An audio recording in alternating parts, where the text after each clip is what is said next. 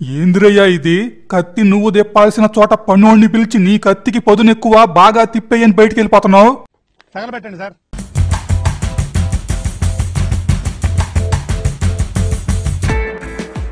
Hi friends, how are you all? ఈ వీడియోలో మీతో షేర్ చేసుకునేందుకు ప్రొహిలిక అనే బెంగాలీ మూవీ స్టోరీతో వచ్చేసాను. ఇప్పుడే పుట్టిన ఛానల్ కాబట్టి కొంచెం లైక్లు, కామెంట్లు, సబ్స్క్రైబ్లు చేస్తే బాగుంటుందని విన్నవించుకుంటూ let me begin the cine preview show.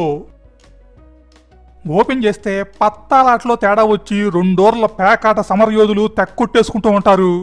ఆ గొడవ కాస్త పెరిగి పెరిగి ఒకడు చచ్చేదాకా పోతుంది. దాంతో అవతల ఊరిలో ఉన్న కుర్రాళ్ళందరి మీద కేసు అవుతుంది. ఆ లిస్టులో ఆ ఊరు మాస్టారు గారి కొడుకు మోనా కూడా ఉంటాడు. అరే, మావాడు ఒట్టి అమాయకుడైతే వాడి పేరు కేసులో ఎలా చేర్చుతారని మాస్టారు ఆ ఏరియా కౌన్సిలర్ దగ్గరికి వెళ్తాడు. అయితే ఆ కౌన్సిలర్, ఇప్పుడు నా చేతుల్లో ఏమీ లేదు, మీ వాడిని పోలీసులు అరెస్ట్ చేయకుండా ఉండాలి అంటే కొన్ని రోజులు ఎక్కడికైనా దూరంగా పంపేయండి, ఆ లోపు కేసులో నుండి మీ వాడి పేరు లేకుండా మేనేజ్ చేద్దామంటాడు. బట్ మోనా ఏమో నేను ఏ తప్పు చేయలేదు, ఎందుకు వెళ్ళాలి అని బాధపడతాడు. బట్ వాళ్ళ నాన్న వెళ్ళక తప్పదురా అబ్బాయి అని విఠలనే తన పూర్వ విద్యార్థి దగ్గరికి పంపుతాడు. అలా మోనా కేసు నుండి తప్పించుకునేందుకు విఠల్ అనే వాడింటికి చేరుకున్నాడు. ఈ విఠల్ బాగా బలిసిన జమీందారు, పైగా సంగీత విద్వాంసుడు. అంతకు మించి చెప్పాలంటే మనోడిది డిఫరెంట్ క్యారెక్టర్. మోనా వెళ్లేసరికి చీమతో ఆడుకుంటూ ఉంటాడు. ఆటేంటయ్యా అంటే చీమను చావనివ్వకూడదు, అలా అని దాన్ని వెళ్ళనివ్వకూడదు. మోనా తనెవరో చెప్పి తన తండ్రి ఇచ్చిన లెటర్ ఇస్తాడు. అయితే జమీందారు అదేం అవసరం లేదని మోనాతో, రా నువ్వొచ్చి ఇప్పుడు చీమతో ఆడు అంటాడు. మోనా ఏమో నేను ఇలాంటి ఆటలు ఎప్పుడూ ఆడలేదని మెల్లగా నసుగుతూ ఉంటే యయ్ మూసుకొని వచ్చాడని అరుస్తాడు. ఈడేంద్రబాబు ఎట్టున్నాడని మోనా భయపడి చీమతో ఆడటం మొదలెడతాడు. అయితే అది కొంతసేపటికి అనుకోకుండా వస్తుంది. దాంతో ఈ జమీందారుకి కోపం వస్తుంది. నేను చెప్పిన రూలేంటి, నువ్వు చేసిందేంటి? అన్యాయంగా చీమను చంపుతావా? నీకు పనిష్మెంట్ ఇవ్వాల్సిందే, నీ బట్టలు తీసేయ్ అంటాడు. మోనాకేం అర్థం కాదు. బట్టలు తీసుడేందిరా అనుకుంటుంటే మళ్ళీ అరుస్తాడు, చెప్పింది చెయ్యని. ఆ స్వరానికి మోనా భయపడిపోయి విప్పబోతాడు. ఇంతలో జమీందారు గారి భార్య మేడ మీద నుండి కిందకు వస్తుంది. ఇక్కడేం జరుగుతుంది అని అడుగుతూ. ఈమె పేరు ఆర్పా. భార్యను చూడగానే జమీందారు అదో టైప్లో స్మైల్ ఎత్తాడు. అదేంటో మనకు అర్థం కాదు. ఇక ఆర్పా పనివాడితో అతన్ని తీసుకెళ్లి రూమును చూపించు అంటుంది. మోనా అమ్మయ్య బతికిపోయాను అనుకుంటాడు. ఈ పనివాడి పేరు అబుల్. రూముకు వెళ్ళగానే మోనాతో, ఇక్కడున్నంతకాలం ఒళ్ళు దగ్గర పెట్టుకుని జాగ్రత్తగా ఉండు, అసలే మా యజమాని గారు అదో టైప్ అని వార్నింగ్ ఇచ్చి వెళ్తాడు. ఇక ఆ రోజు నైట్ అవుతుంది. పడక గదిలో జమీందారు గారు సింగారించుకుంటున్న భార్య అందాన్ని చూపులతోనే కొరుక్కు తినేలా చూస్తూ ఉంటాడు. ఒట్టి చూపులే చొరకత్తుల్లా ఉన్నాయంటే ఇక జమీందారు గారు నిజంగా కత్తి తిప్పటం మొదలెడితే రాత్రి తెల్లారులేమో. భార్య సింగారించుకోవడం అవ్వగానే దిండు కింద సర్ప్రైజ్ గా దాచిన నెక్లెస్ ను బయటికి తీసి, ఈ రోజు నీకొక కానుక తెచ్చాను అంటాడు. జనరల్ గా కానుక అని మాట వినగానే ఏ భార్య అయినా గాని ఎగిరి గంతేస్తుంది. బట్ భర్త నోటి వెంట కానుక అని వినగానే ఈవిడ గారి ఎక్స్ప్రెషన్ మాత్రం మారిపోయింది.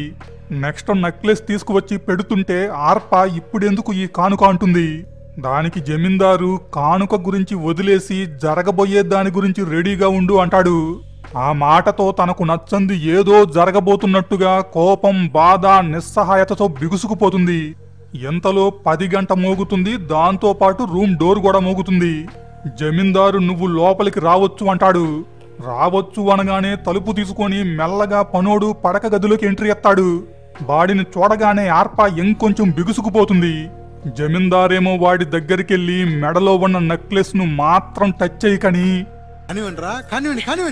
అంటాడు. మనం ఏం కానివ్వాలరా నాయన అనుకునే లోపు అనేసి బయటికి వెళ్ళిపోతాడు. బయటికి వెళ్ళినోడు సైలెంట్ గా ఉంటాడా, పాట అందుకుంటాడు లోపల వాళ్ళని ఉత్సాహపరచడానికి అన్నట్టుగా. పాట మొదలవ్వగానే లోపల ఈ పనోడు మెడలో ఉన్న నెక్లెస్ ను తప్ప అర్పా ఒంటి మీద ఉన్న వాటన్నింటినీ ఒక్కొక్కటిగా తీసేస్తూ ఉంటాడు. ఎంతలో జమీందారు గారి పాట ఊపందుకుంటుంది. దానికి తగ్గట్టుగానే లోపల పనోడిలో స్పీడ్ పెరుగుతుంది. రాగానికి తగ్గ తాళం అన్నట్టుగా. బయటొక కచేరీ జరుగుతుంటే లోపల మరొక కచేరీ. ఇక ఆ కచేరీ ఈ కచేరీ పూర్తయ్యేసరికి ఫుల్ బాటిల్ ఖాళీ. ఏందిరయ్యా ఇది? ఏందంట నీ లీలలు? మనకైతే ప్రస్తుతానికి ఎంత అస్సాం. ఇక ఇక్కడ కచేరీ పూర్తయి అర్ధరాత్రి దాటాక మోనాకు మెలకు వచ్చి తన గదిలో నుండి బయటికి వస్తే ఎవరో ఏడుస్తున్నట్టు అనిపిస్తుంది. ఎవరా అని అటూ ఇటూ చూస్తే ఇంకెవరు ఆర్పా కిటికీ పక్కనే నిలబడి వెక్కి వెక్కి ఏడుస్తూ ఉంటుంది. మోనాకు ఎందుకు ఏడుస్తుందో అర్థం కాదు. నెక్స్ట్ డే మార్నింగ్ మోనా కొలను దగ్గర కూర్చొని శాపలో కప్పలో చూస్తుంటే ఆర్పా అక్కడికి వచ్చి నవ్వుతూ బలకరిస్తుంది. మోనా ఏమో ఈవిడేంటా రాత్రేమో వెక్కి వెక్కి ఏడుస్తుంది, ఇప్పుడేమో హాయిగా నవ్వుతుంది అనుకుంటాడు. ఇక ఆర్పా కొత్త ప్లేస్ ఎలా ఉంది అని అడిగితే దానికి మోనా సిగ్గుపడిపోతూ బాగానే ఉంది బాబీ అంటాడు. బాబీ అనగానే ఆ వరస ఆర్పాకు అస్సలు నచ్చదో. ఎందుకంటే ఆ పనోడు కూడా తను అలాగే పిలుస్తూ ఉంటాడు. దాంతో మోనాని నన్ను ఆర్పా అని పేరు పెట్టి పిలిస్తే చాలు అని గలగల మాట్లాడుతూనే ఉంటుంది. మోనా ఏమో ఆర్పా వంక చూస్తే చాలు తెగ సిగ్గుపడిపోతూ ఉంటాడు. బట్ ఆర్పా వెళ్ళబోతున్నప్పుడు మాత్రం కొంచెం ధైర్యం తెచ్చుకొని నేను నా లైఫ్లో మీ అంత అందమైన మొహాన్ని ఎంత దగ్గరగా చూసింది లేదు అంటాడు. పైకి కనబట్టలేదు గాని మనోడిలో కూడా టెమటెమలు బాగానే ఉన్నాయి.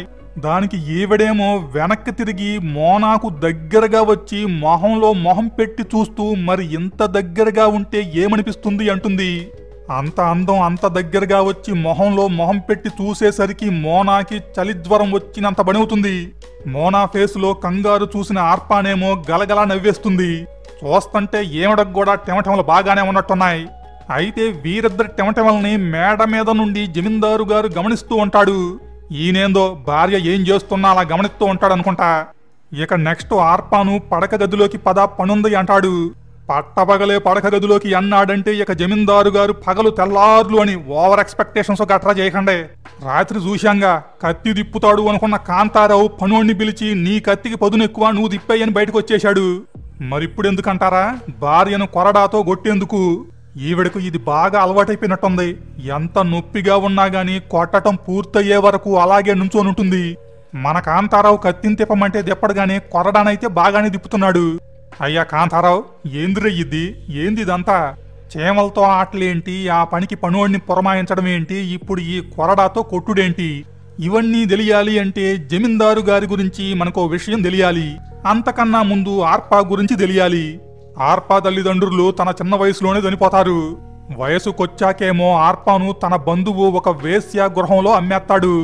అదే టైంలో ఆర్పా అనుకోకుండా మన జమీందారు గారి కంటపడుతుంది. ఆర్పాని చూడగానే ఆమె అందానికి దాసోహం అయిపోతాడు జమీందారు. దాంతో ఆ వేశ్యా గృహం నుండి విడిపించి ఆర్పాను పెళ్లి చేసుకుంటాడు. ఆర్పా తనకు మంచి మనసున్న భర్త దొరికాడు అనుకుంటుంది.